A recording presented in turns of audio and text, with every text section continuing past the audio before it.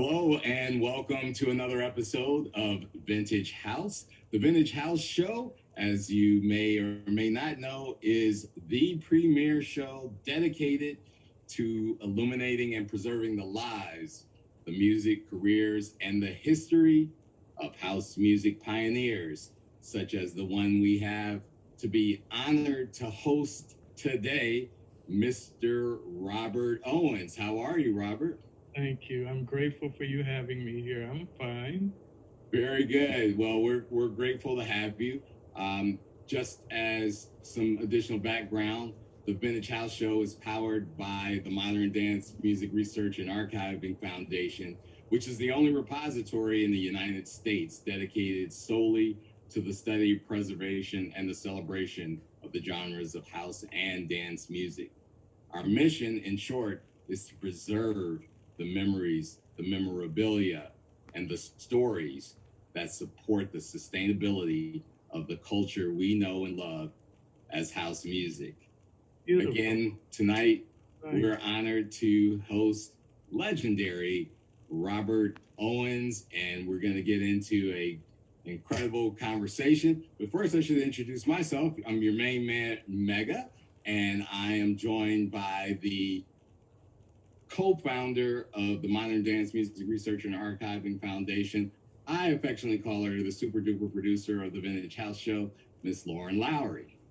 Hey, happy to be here at this historic interview tonight. Indeed, it is historic and a long time coming. We know that you have been away from us here in the U.S., Robert, for It's been many a years. couple of decades now. True. Yeah. But in and out. I've been in and out. I think even before the whole COVID thing broke in heavily, I was there in New York performing. And it was really nice. It was in Brooklyn. I can't remember the name. I'm terrible with names, so this may be a problem along our journey.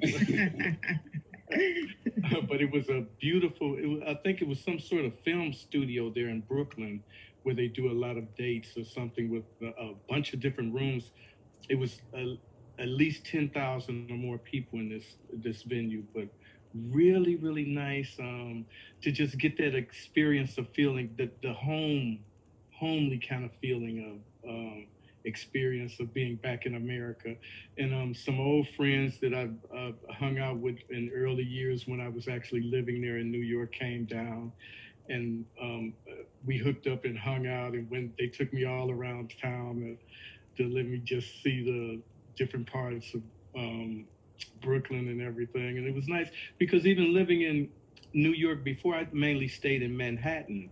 So I had never properly experienced Brooklyn. So it was really nice from even that perspective, you know. It just made me even think more about Chicago. And it's like even a few friends called me from Chicago while I was there. It's like, well, you might as well just fly on over. Exactly. I was like, I wish it was that easy. But God, it's like sometimes I felt like I live on a plane more than I actually I'm grounded anywhere. You know, this COVID thing has really caused me to be grounded for the first time for a while. That, Well, that the affection and affinity you have for home, as you described it, is certainly one that the United States, certainly the dance music scene, has for you as well. Grateful. You are missed here, but we are certainly able to remain connected through your music. For those who don't know, uh, well, maybe you shouldn't be watching this show. No, No, but no, it's great. Even these platforms like the Facebook, Instagram, you know, I'm constantly in touch with a lot of people from America and just globally around the world. You know, people get in touch with me and I usually reply right back, you know, because I tell I've always felt that people are my lifeline and the reason why I've always done this. You know, without them, it would be no me. You know, my greatest inspiration comes from people and having conversations and talking to people and understanding how they just feel in general about their self, about life, struggles, things they've been through.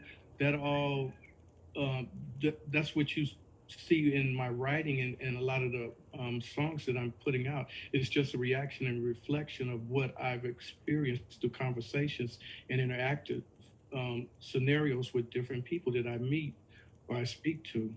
I really appreciate that, and of course, I was sort of being facetious there in that we are producing the show weekly so that we can introduce pioneers like yourself to the next generation. Again, our mission is to help preserve and ensure the sustainability of this genre. So, of Beautiful. course, we have those that are new to the genre as well as those that are also pioneers. Many of them Mhm. are guests and friends of the show and watch often. And so, for all, one of the landmark milestone um, pieces that is in, if there were a house music hall of fame, this would be there. Bring down the walls. Gosh, With, what a bring down the wall. astounding. Yes, fingers ink, huh? That's my start. One of the starting points there was with Fingers Inc. You know, yeah, in the early days of house music, yeah. And you know, me and Larry Heard were like kind of, you know, we built a bond where we were had like almost a brotherly kind of relationship. At one time, we even stayed in an apartment building where we were literally almost across the hall from each other. We could knock on the door and just come and check this out. And he stayed around the corner from me where he could call me and I could run around the corner and I'd bring my book and it's like, oh, let me see, I got some words I think will match that. And it was just this instant reaction from the beginning when the first time I went over to his house, he just played music and I instantly matched certain words with certain tracks, and that became our formula, you know, for Fingers Inc. And you know, we just decided together to form the group after the first few tracks. You know, I think with the Mysteries of Love and A Path were probably the first early ones. And then at that same period, the It came in with Harold Dennis. Yes. And I started writing and picking tracks for him. You know, I picked his Wow. first tracks to record and stuff. And then I didn't even realize at a point that Larry Heard was got involved in the It from one perspective. I'm telling them like, oh well, you know, I can't be in the two groups together and all of this.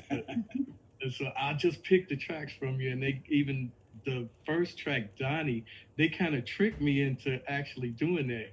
I went to the studio with him, and I stood in the booth with him to direct him and um, work the parts for him to tell him what to do and how to say the different parts and stuff. And Chippy was like, "Oh, you might as well say it and record it." After hearing me, I'm trying to tailor it and shape it for him and stuff. And I ended up on the track, but it wasn't. It was by accident. I wasn't actually. I was just supposed to be there as like a guide to show him what to do and stuff. Destiny manifested itself in that Yeah, moment. yeah, yeah, yeah. What what Great. what was prior to even stepping in a recording booth? What was your singing experience before Church background. I've sung with the any of that? Voices of Cornerstone with James Cleveland in California before, and just a bunch of different different churches on my mother's side of the family.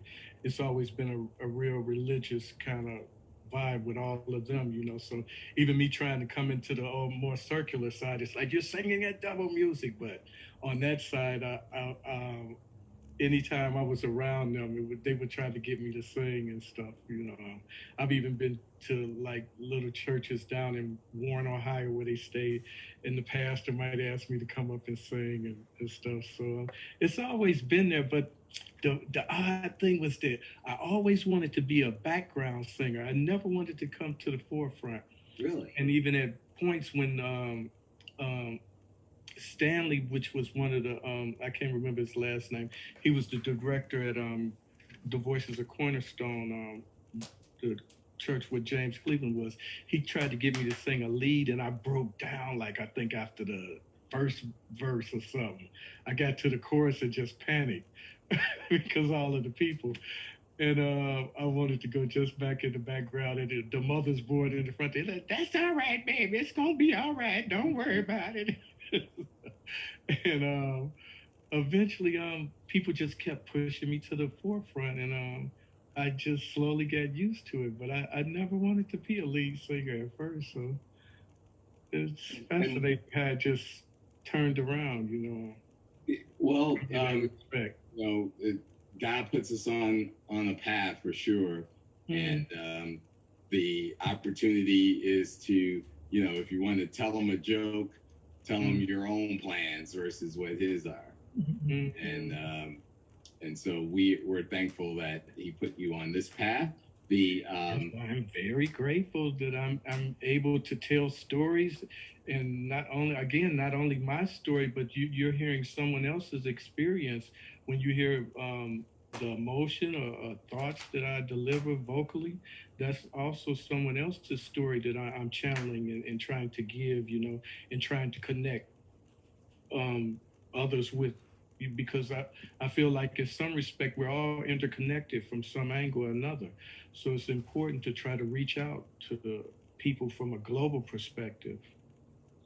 I hear you, and what's interesting, as you have alluded to at the beginning of our discussion, is certainly the pandemic has attempted to impact that interconnectedness that we have. How are you staying connected so that you're still being inspired to write and to craft these stories that Well, you can? thank the higher forces for the internet, huh? That's how we can stay connected. Huh? That's how we're all connected right now. Absolutely. And again through these platforms like Instagram and Facebook, people just get in touch with me. I'm there all the time, and people leave messages, and if I get a good feeling from you just through a conversation, on the internet, I'll give you a chance. It's a lot of artists, South Africa, all over the place, from Africa to Japan, Yugoslavia. It's all kind of places. I just did something with some artists from Ukraine, Oh, um, wow. in That's Kiev, cool. all over the place. People are just getting in touch with me, and if I get a good feeling from them, I give them a chance. Because I look at there's points in my life where people didn't believe in me and they didn't give me a chance, and I feel like you have a responsibility to do the reverse. I know how people have reacted in person physically when I've entertained them, and Yeah. that joy that I've seen in people's faces, I want to give that back. I want other people to see that. I want them to feel that. Then I feel like then I've even wrote a track. My living won't be in vain if I know that I've given and I've helped someone along this journey to feel some of the calmness and happiness that I've felt, and the peace and balance that that I've gained, overall to date. You want to give that back. You want somebody else to feel that excitement, and so it's a continuous journey, and people continue to get in touch with me. And again, if I feel something good and positive from them, I give you a chance. That I'm not going to let, like, past restraints or any negative things that may have happened in the past yes. um, be a restriction on how I view anything moving forward. Well, You know, you're. Robert, Go I'll ahead. Go jump on. in real quick. Just saying that, it's so clear that you have such a positive and calm spirit. And to me, that makes a leader, that makes someone who's going to have longevity because you have that peaceful and fantastic spirit about you. And of course, sort of what you're writing about when you talk about sort of bring down the walls, that's the kind of spirit and energy that the world needs. And luckily, you're a Yes, global strip away artist. all of the negativity, huh? Bring down all of these walls of injustice, because behind it, you don't know what's behind it if you blocked by all of this walls of negativity and restraints. It's beauty over there on the other side. but you got to bring down your own personal wall so you can see it. I can only lead you to that river. Right. I love And you talking got to to you. cross it for yourself. I love talking. You're so positive. But since we talked about, since I'm bringing up very quickly, bring down the walls. I know it's an interesting story about Mhm. where and how you wrote that song and how it came about. Tell us a little bit about you writing "Bring Down the Walls." Where were you? How did it come to you? What happened there? Bring Down the Walls was written in Larry Heard's living room, and another scenario of him just calling me and say, "Oh, I got a few instrumentals that I've been working on that I think you might like." And then I went over and then I listened to it. He played, and I was like, "Okay, I got some words for it." And then I just come up with them words right then and there, and we sung it, and that was it. So So which it was never like a scenario of it going into a proper studio. It was right there in his living room. At one point, even the doorbell rung, and we was like, ah. And it's like every time we would hear that, and like we performed in the Paradise Garage. With Larry Levan in New York, and the bell would ring, and we look at each other. I wonder if they're gonna hear that's a mistake. And That's so people were funny. like, they would like chant like louder when the bell rung, like it was affected. I was like, so see, this is where like music really is. Or at least house music for us is really about a feeling. You know, if you convey the emotion and you put something in that poignant, heartfelt that was coming naturally from your heart, somebody else is going to feel that. I always tell people that I don't try, I do. Either it works or it doesn't work. Mm-hmm. Even when I'm working with a lot of artists that send me music, I get a first initial reaction, and I write about that first initial reaction, and then it's like, okay, if they don't like that, I have a backup plan. But I always go with my first initial reaction, and I never overthink something. I just do it. You That's know, fantastic.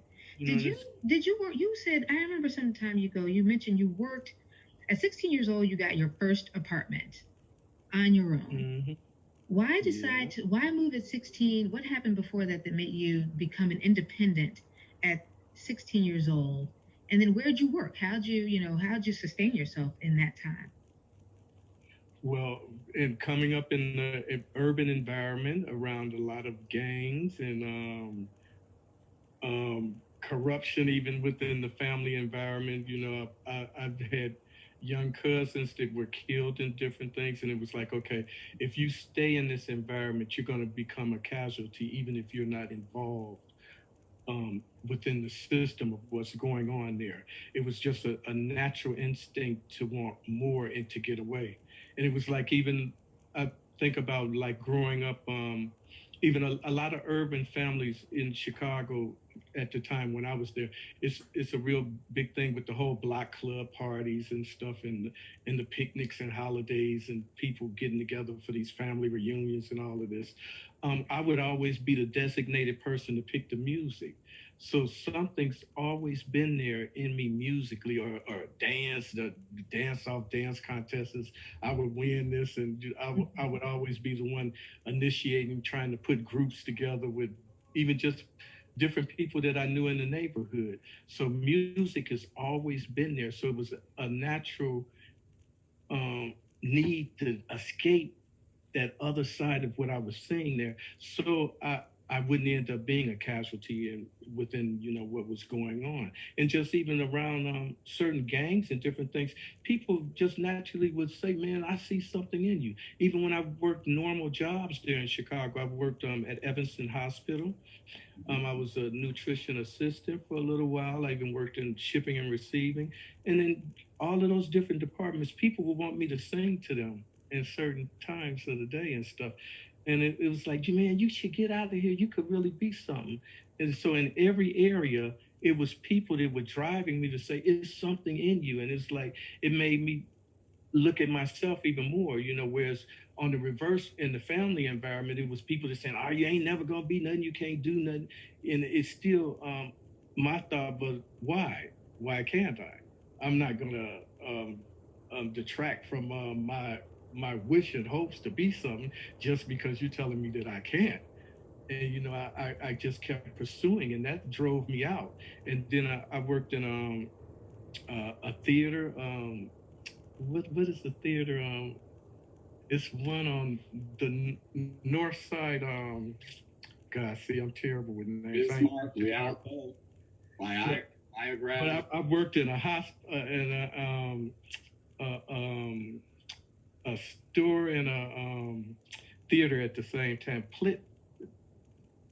I'll be guessing the names, but I had two jobs Okay. up north. It's up north. It's a shopping center with a theater inside of Century it. Mall. Century Century Mall. on Clark. Uh, Yeah. um, It may be. I can see the places, but I can't remember the full names. A lot But of trust me, I did work two jobs, time. and they gave me my first studio apartment. I didn't have all of the money, and he just said, "I see something in your eyes that I'm gonna trust you." And from that point, I was like, "Okay, I can make it on my own." Wow. And from there, I think the second apartment I got, I had a roommate, and we started doing parties in apartments, and then I started working at pubs, and we did some university parties too, where in the dorm rooms where we said we'd have our setup and play for a lot of the students, but it just was a natural thing that grew and grew and grew, and then in the period of me working up north in a pub is where I eventually met Larry Hurd through another friend of mine, Tony Harris, who was like a protege. I taught him his first stages of mixing and stuff, and that's where he came in, and it just evolved and evolved. But even at the early stages, I used to put my voice on cassette and play it over the tracks and just ask people what you think, and they're like, "Oh, he got something going on there." I wouldn't even tell them it was me at first, So just music, it's always been a need to grow and evolve. And tell me, I'm just very curious about your life as a DJ. How did you enjoy DJing, moving the crowd with not just your own music, but I loved it, to just again to see a collective of people all happy and cheering and removed from their problems, removed from just thinking about the next person next to them in any kind of negative way. If they looked at somebody, it was looking at them with a joy and a happiness. And so to see people just totally removed and in a state of euphoria collectively all together, that's a beautiful feeling, and it's like that's another thing just I've always wanted to hold on to and pass on, and growth of like any country or anything I've moved in, to I can always hold on to that experience beginning back there from the origins of being in Chicago and carry that torch forward to anywhere I've been. It's the same principle, unification and bringing people together and seeing them just unified and seeing them in a state of escapism from whatever they were dealing with. They lost it there, and within that environment of being in this communal atmosphere with people just all enjoying the experience of the music. And our co-host Lori Branch, who apologized that she couldn't be with us, but sends her love and we send her our love as well. We miss her. We miss her. And other DJs watching, including myself, really appreciate that point of view. I'm wondering about how much of that perspective that you shared goes into how you think about the music that you create. Let's go back to your discography and another mega hit, "I'll Be Your Friend." Mm-hmm. Oh well, I'll be your friend. I thought, even the beginning stages of that, I was like, what's a kind of basic sentiment that you can say that would translate in different languages easily?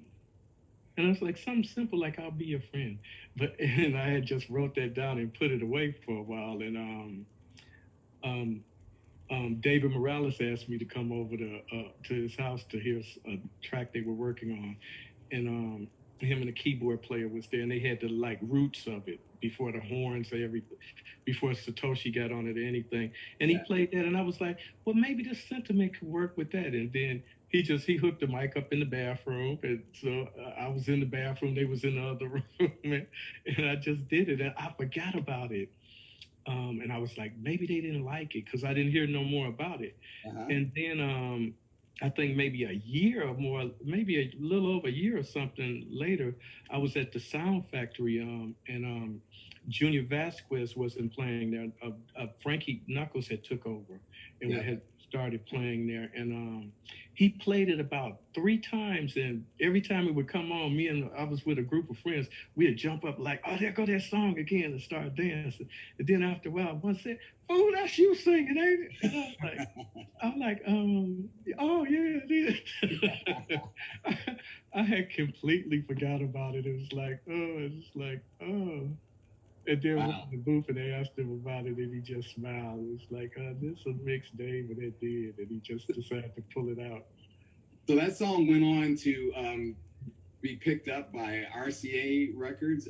Yeah, and in London, Pete Tong, not who was it? Paul Oakenfold picked it up for his label, Perfecto, And and so it took off over there. And but I think when it went to number one, and I was in Japan, I think, yes, and somebody told me it was number one, and I was like, oh, really? It's like again, I forgot about it. But again, I think kids had got a hold to a copy of it, and they start playing it on the radio, and they panicked, and that's when the labels and stuff jumped on it because it's like, oh, we losing some money or something here probably, because they didn't really take it serious at first, but it was the public that got a hold to that track and was like, nah, this is the bomb for us, and that made them react. before It's social amazing. media and all of those other ways that things go viral, this song really went viral. And we often also talk. Lucky, thank you, universe. Thank you, people. Yes, we talk Mm-hmm. about not only the music and creativity, but the business of house music. Not only did that song take off in the traditional realm, if you will, of radio play and club play, but also was licensed to be included on a video game, I believe. Yeah, Grand Theft Auto. I've been to again a friend's house and their kids are singing to me. It's like, I got you on my game. Like, That, oh, that's again beautiful. And I've just done the Grand Theft Auto people have just got in touch with me again for a new game. They're going to use Visions on a new game. So they've just asked me to could they use that that's hot. That's on a new game. So it's like it's nice that they got in touch again and asked me. But you just never know with this music. Again, it's like I'm constantly evolving and meeting new people and recording. Um, People don't realize the amount of material I just have there waiting. But because I'm always like I do it. I'm sure about what I do, but it's like I've been with people and I even asked them recording. I could do something as quick as an hour, and it'd be like sometimes it's like, but you did that too fast. It must be wrong. like I'm like, okay, well, do you want me to do something over? What you want me to do? Tell me what you want, and I'll do it over. And it's like, well, no, let me live with it, and then they don't get back in touch with you, and you think, well, maybe they didn't like it. Then a year, two passes, and then it pops up. Or either it can be the total reverse. Instantly, they might like it, and it's bam, it's out because someone um, went on to Track Source and pulled my name up, and they was like, you got over 1,000 things up here. I was like, really? And I didn't even realize that it's like just over the last 3 months, the amount of music that's out that because I'm doing it so fast and just doing it, I keep figuring I have to keep evolving. I have to keep moving forward. Just in case they didn't like it, I got to get this new message out. I might be reactive to something I seen in a stream on the internet, something that people are going through or something that triggered writing, and it's like I got to get that out. And then some artists might send me some music, and it's like, oh, that new track they sent me would be perfect for this theme to get out, and it's all about constantly moving forward and thinking of ways to touch people and touch people's hearts, and try to heal. I think music has a healing power, and I've been fortunate enough, again, where people talk to me and they've said that different things touch them.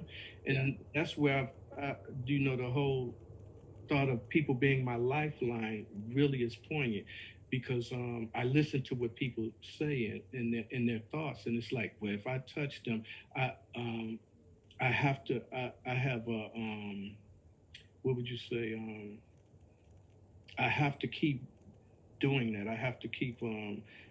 I have a purpose of. I don't know the exact thought around how to say that, but But that's how you. That's what you thrive from. Would you yeah, say? yeah, definitely. Your writing is powerful, clearly, and has affected and impacted so many people, and it continues to do that. Where do you remember? I mean, not everyone at a very young age, decides to write everything down and create songs. Certainly, you're a creative and an artist. Talk to me about the beginning of your writing life. Were how old were you when you remember writing down things that you thought were important? So you were able to write things down. And then also, you mentioned in another discussion that you were at Evanston Hospital and you were also sort of writing things down on toilet paper in between shifts or Yes, in while between. working. Yeah, Talk yeah. to us That's about when Fingers writing. Inc. came in. Well, when Fingers Inc. came in, it was like just thoughts. I could be at work, and I would do especially when I was in shipping and receiving, I could do the rounds in the hospital really quick and get it over with. And then I'd go hide in the private bathrooms and just write on the toilet paper thoughts. Um, this is before I thought about using a dictaphone or any of these type things.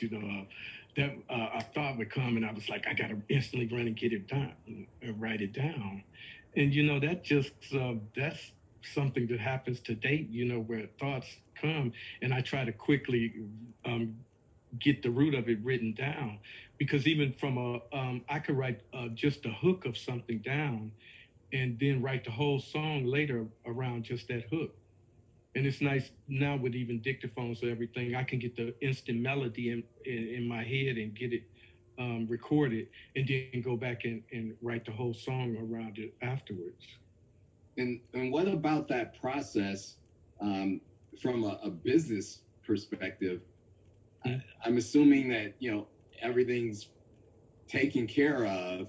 I mean, for those who are aspiring writers that might be watching, whether the foremost things that as a writer you need to take care of to protect your intellectual property and creativity.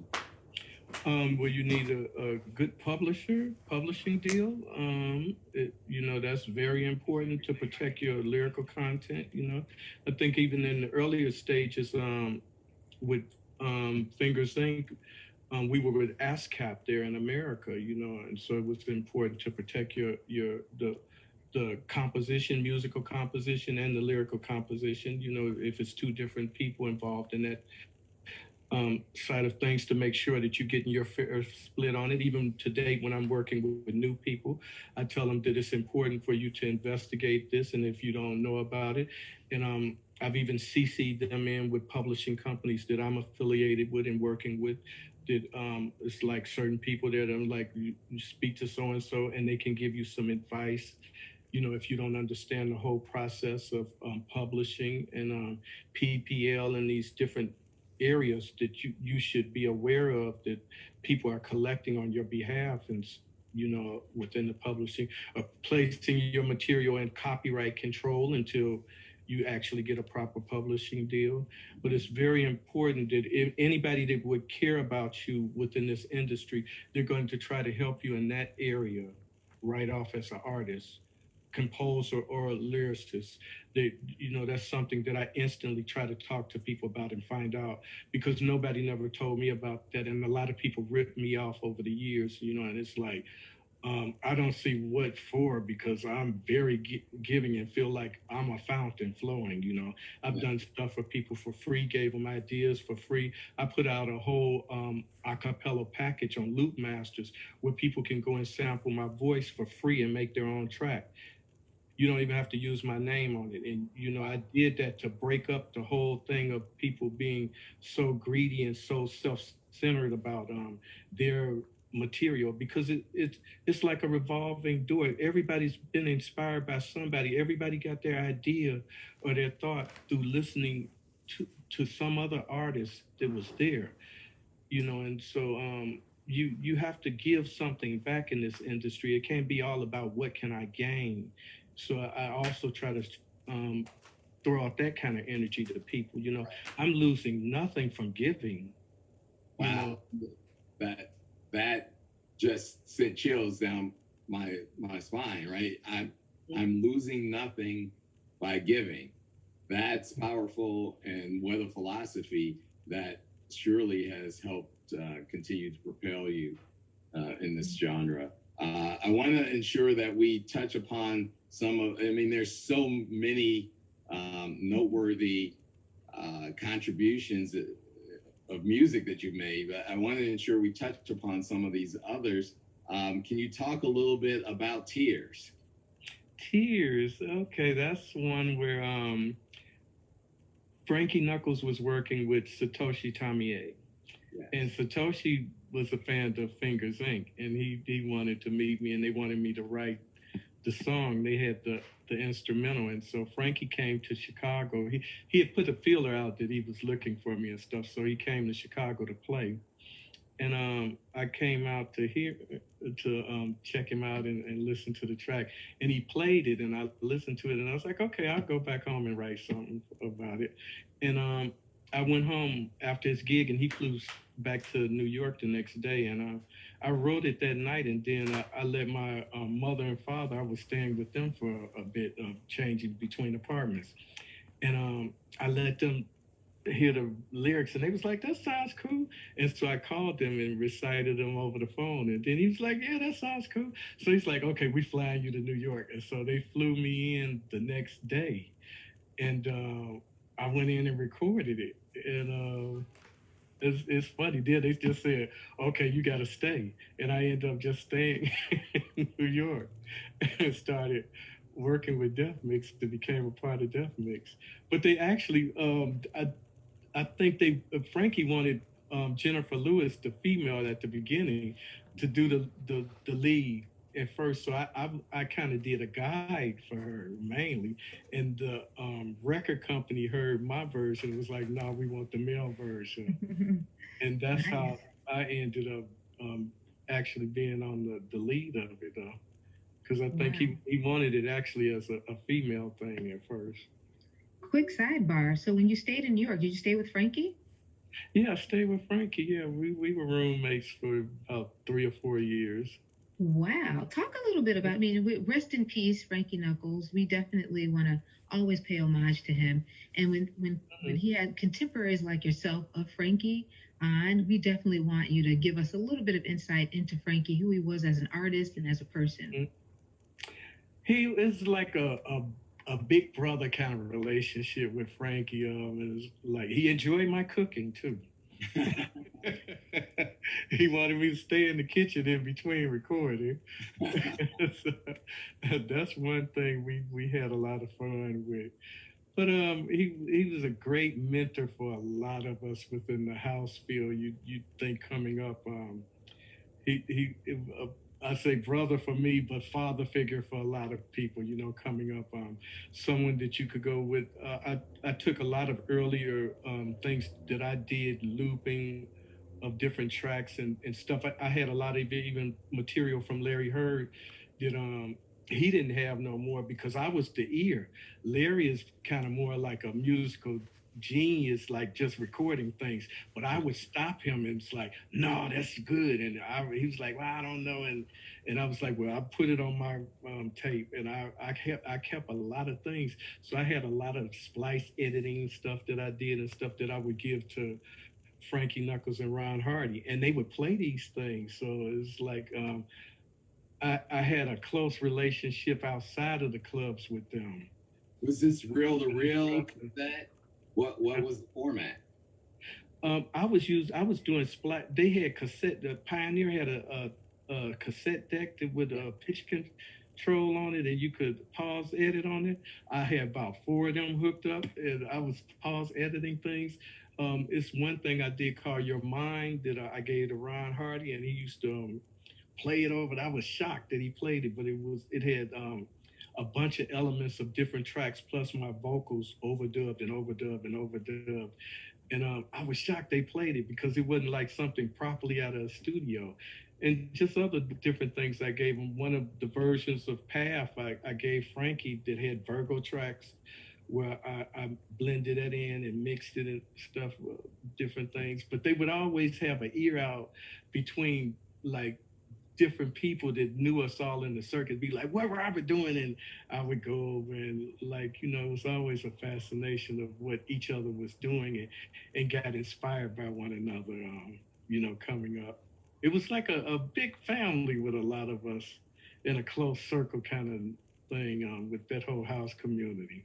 For those who are, of course, going to jump off the show and search for Your Mind, there is a version of that out on, I don't know, this. But not the released version. That's the other thing. A lot of what the early heads in Chicago like was those rough edits that you did at home before they hit the studio thing. That was the big thing with a lot of the DJ circuit back in, even with JM Silk and all of them. It was them early edits at the house before they went into the studio that everybody was like, man, you got that other version?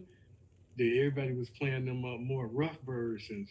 That's what was hitting the clubs and really kicked off for a lot of us in that early stages. Even with Jamie Principle, all of them, it was the early edits and stuff before it hit into proper remaking of them. Well, let's go back since we done brought up Mr. Principal, my hero, and the love of my life, by the way. So talk to me about the warehouse, y'all. I mean, so you've just gone way back, and we moved. But where was when did you come? When did you go to the warehouse first? What was going on? Give us the environment inside, and how old were you? How were you at the warehouse? God, I'm 10 years old. I can't remember exactly, but I was kind of young back then. How did you hear about it? A friend took me down there, and I was like, "Oh, this is mad here." And it's like all of these people look like caricatures from some old movies or something. It was this real different fashion sense with even a lot of the people that went there. They had a unique set of style of the way they dressed, um, the way they danced. And it was a real family kind of thing with people there, from the staff to the punters and people that went there. After a while, you could visit there for maybe 2 or 3 times and you could see it was a community that they all knew each other and that was their safe haven and escapism from normal reality, and that's something that I've carried on with me again, throughout my career, that whole thing that I've tell a lot of people have asked me, well, what was it like back then? It's like if you have any kind of environment where you're all supportive of each other and it's a family kind of scenario, you have the same thing that we had back then now. By the way, different. I'm the frames and the hat. I'm vibing off of your Thank you. I love it. So, did you meet Frankie there? Did you meet Frankie at the warehouse? And who else? Who else do you remember being inside of the warehouse? I met him there, and I went up. I think even at one point I went up to him. Where we knew different people that knew each other, and eventually, they introduced me, and we got to know each other. And I even remember early stages asking him about wanting to play and stuff, and I think he cut me or something. And I was like, "Okay, I'm gonna prove to you that I can do this." And he's like, I ain't gonna even go into what he said, but it wasn't like it was something that drew like an anger. I'm gonna prove to him that I could do this, and then it's amazing how it turned around where I did end up doing it, and I brought him stuff from Fingers Inc. and he was like, "Oh," so kind of surprised, you know. But again, it was like a family. I remember even seeing him in record shops. Downtown in Chicago and stuff. It's like, so did you get your food stamp check today? But it was always like a humorous kind of conversations between a lot of us growing up, but still a love for each other. It was like nothing that you took personal or serious. It was always a drive to make you want to do more and be better. Like, You know, it's all in the way you look at things. You know, a lot in life. You know, even criticism can be constructive criticism can be actually really good if mm-hmm. if you have your own individuality, and it's like constantly telling people that you got to strive to see your uniqueness. It's not about you being someone else's. You can be inspired by someone, but you have to tap into your own uniqueness. And even working with artists today, person, on a personal level here in Berlin, I always try to strive to get them to see their own uniqueness. You could look at this person and that person, but you got to tap into yourself, because nobody else can give what you can give. And once you understand that, you're going to relax and enjoy the whole experience of growth and learning about yourself. The wonderment, you're going to tap into the wonderment of possibilities that can come. That's certainly a great mantra to live by. Authentic self is what a lot of people refer to it as. You were another song, maybe a little more understated than some of your others, but "Ordinary People" was a song that I think reflects that mantra that you.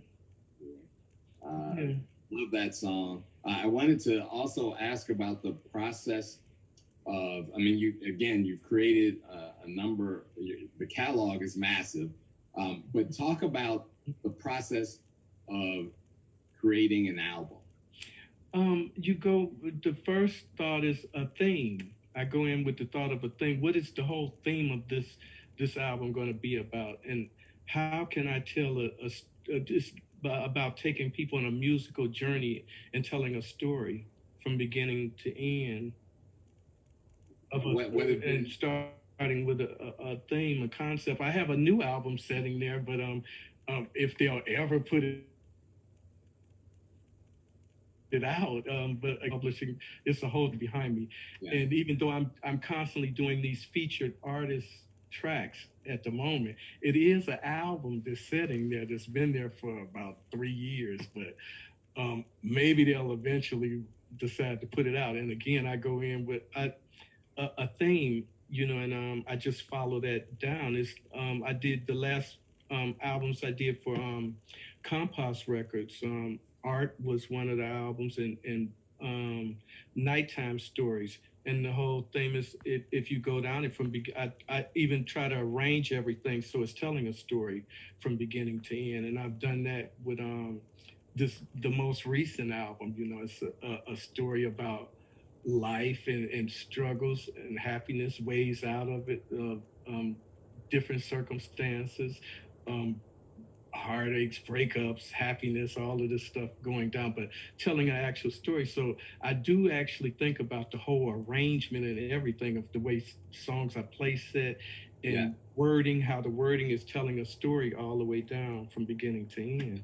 Can you do us a solid with an exclusive sharing of the name of this album? Of the new album is called Naked, and it's not like physically being naked. It's vulnerability, innocence. I expose my innocence. I expose my vulnerable sides to you. I showed you parts of me that I've tried to protect and close off. I'm showing you that naked part of me in that respective sense.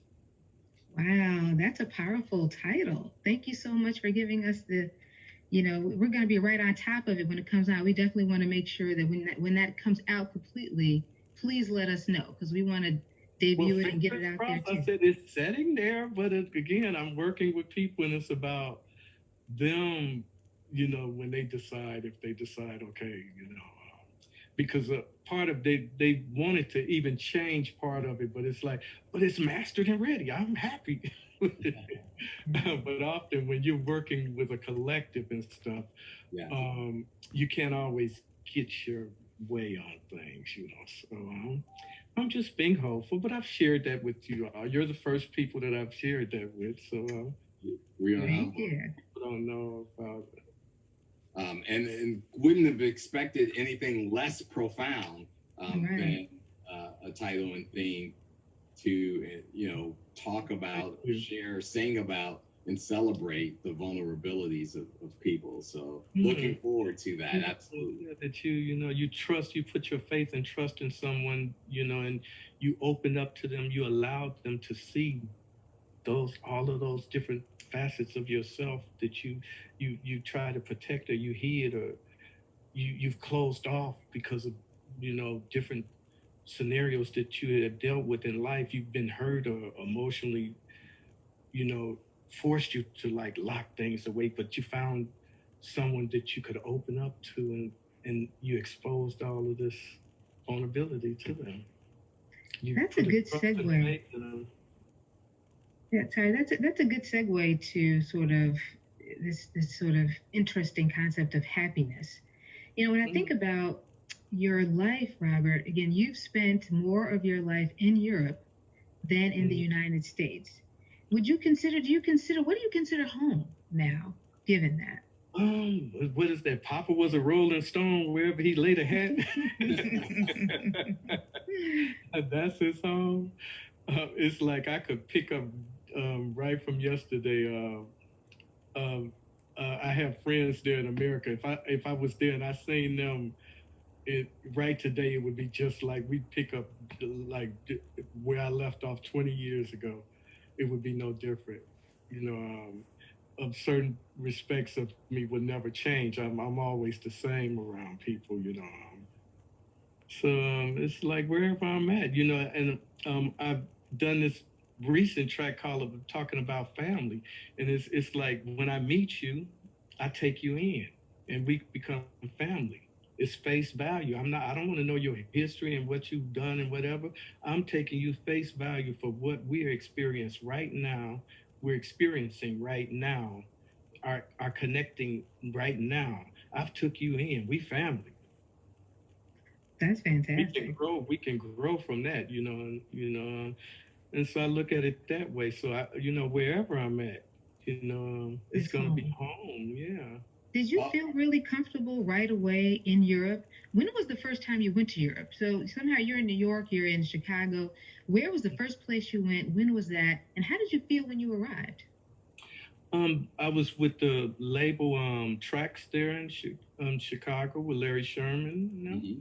mhm. We did the first house tour in London with David Levy, and I think it was Marshall Jefferson, Kevin Irvin, Adonis. A few of Nice. us was on this whole tour. Frankie Knuckles, I think, even played on one of the dates there. And from there, it just evolved, the whole thing. But I think that was the first date with Trax Records. We went over there and it was London. So And then that's from great. there, You had a we group of just, friends. So you mm, had a group of colleagues and friends with you. How did you enjoy? I mean, what did you think about London right away? Were they embracing right away? I knew people knew your songs.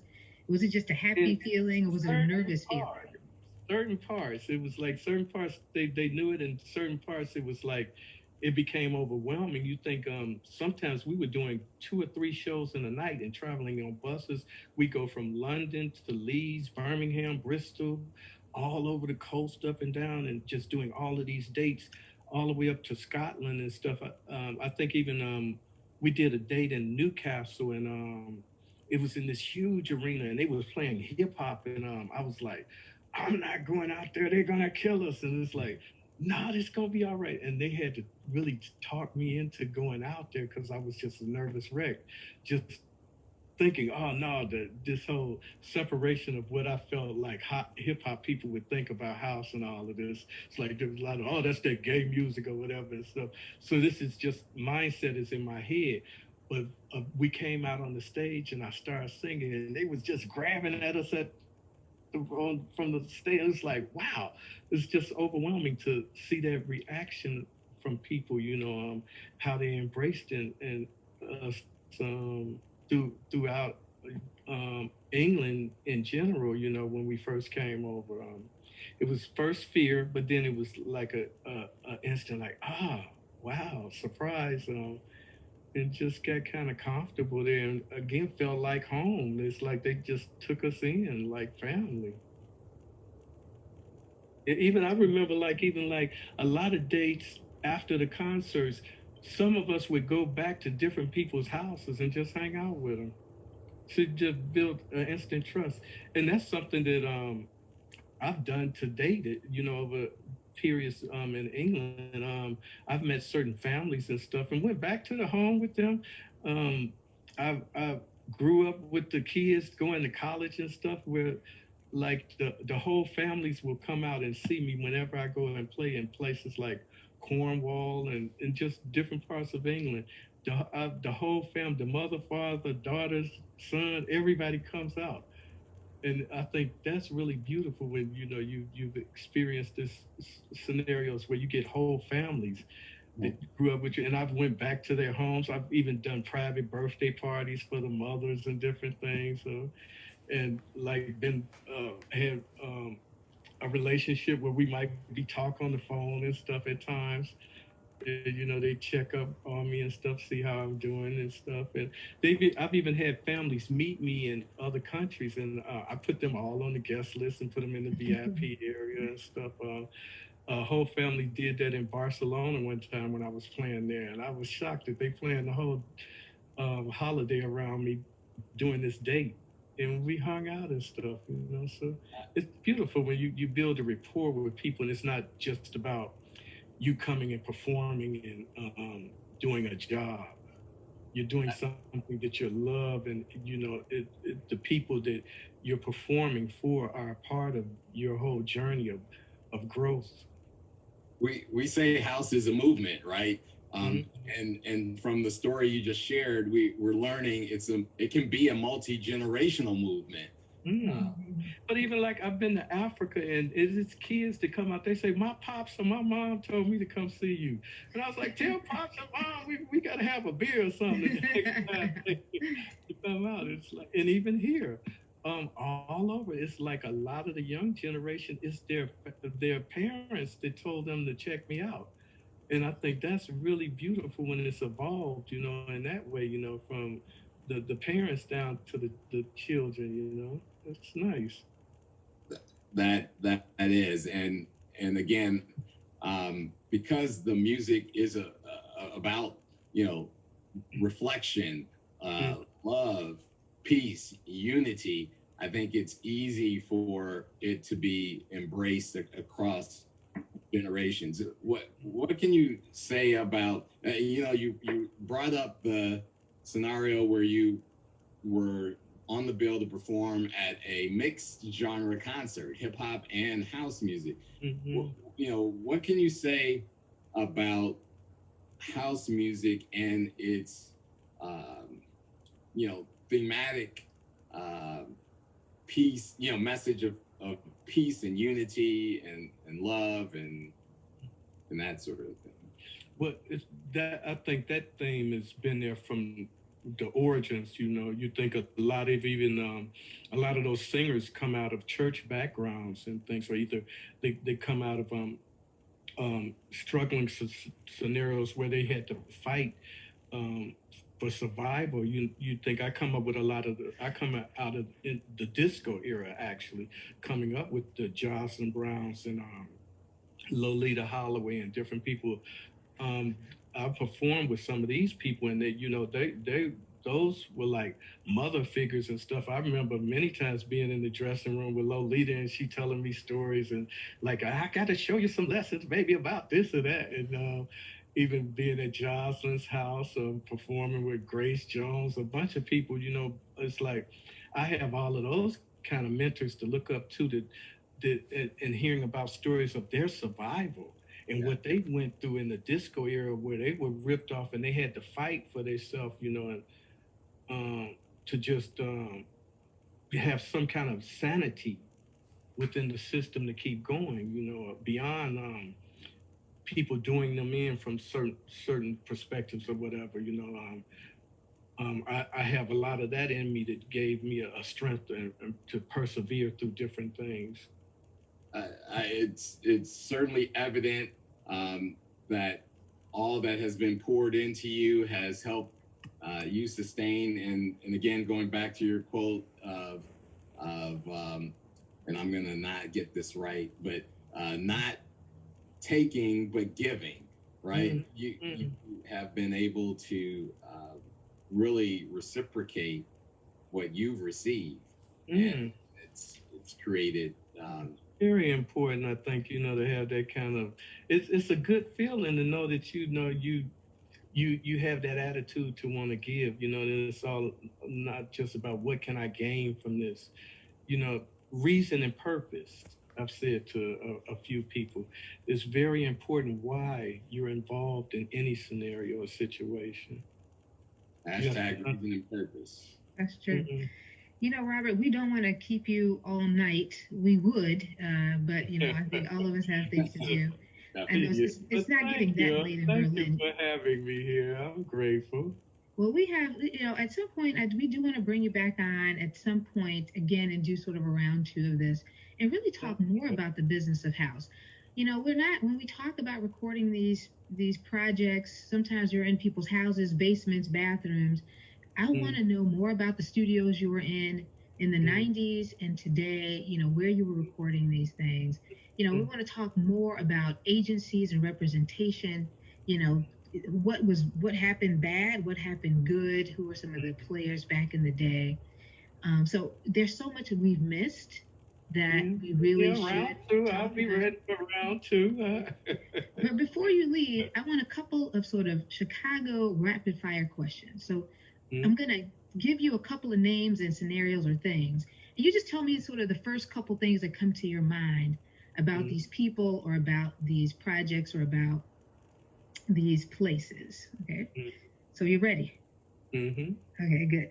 Harry Dennis. Talk to me about Harry Dennis. Harry Dennis, very emotional person that, I think he got dead in by a few different women, and that's how the whole Donnie scenarios evolved, because he told me a story about that, and I was like, man, that's a shame. And it's like, okay, let's go. And then I gave him like my little parts, don, don, don, and we just did it and thought about it. It's like, so the whole song was about like a breakup of somebody did it me and stuff. But wonderful artist and very creative, as far as thoughts on rapping, and he has his own unique style, and really enjoyed hanging out with him, and the period where we had chances to perform together and stuff were beautiful. Where is Harry Dennis? He's there in Chicago somewhere. I think him and Larry Heard had worked together for a while, and they did a continuation of the It. The It first started with Harry and a guy named Melvin. We had Harry on the show. Yeah, and then they both came to me, and I picked the track for them. Donnie is their first track to come out, and since they got me to sing on it, the It became me and Harry, but it started out as Harry and Melvin. Yes. And they came to me, and with a bunch of tracks, and I picked that track, and so that's how I got involved in the group. And then the Distant Planet, Larry Heard comes in. They brought me again a bunch of tracks. Harry did, and it's like, well, what do you think our second track should be? And I picked the music for Distant Planet, and then worked on the words and stuff with him for that. But Chippy. I came in there, and Chippy became a part of it, as doing the recording of everything. He came into it afterwards. Tell me what you remember about Chippy. didn't know a lot. He was kind of quiet around me. Didn't really know a whole lot about Chippy, but a musical little genius, But he was always quiet around me. Only when he wanted me to reduplicate something when we were recording, he would say something. Oh yeah, do that part again, Robert. But anytime I was around him, he was always kind of quiet. He wouldn't say too much. He said little bits, but he didn't really talk too much around me. What studio were you in when you recorded that? Somewhere in Chicago. And I'm terrible with names. Yeah, I've been away from the city for a long time, but somewhere in Chicago, we recorded that. Got it. All I right. don't remember the name of the studio.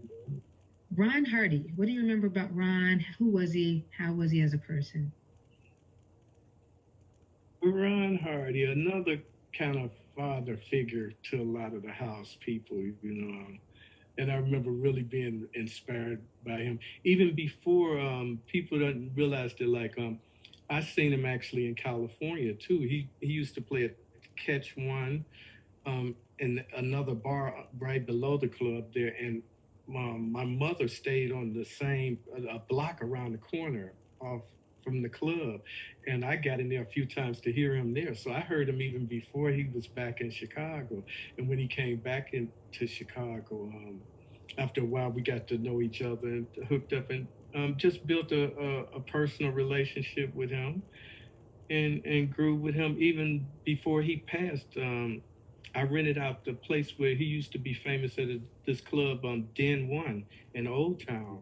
I went back there and rented out that place and hired him to come and play, and he was shocked that I did that. And Very cool. so it was Nice. like me giving back something, to show what you meant to me, and had a long conversation with him in the booth there and stuff, and really talked to him, hugged him, and everything. And I think a week later he passed. But the thing to know that I got a chance to give something back, and I think that's important. Again, a recurring theme that would be a recurring theme throughout any interview conversation I would have with anyone. It's important for you to give back in this That's system. true. It's important for you to let people know how you feel about them.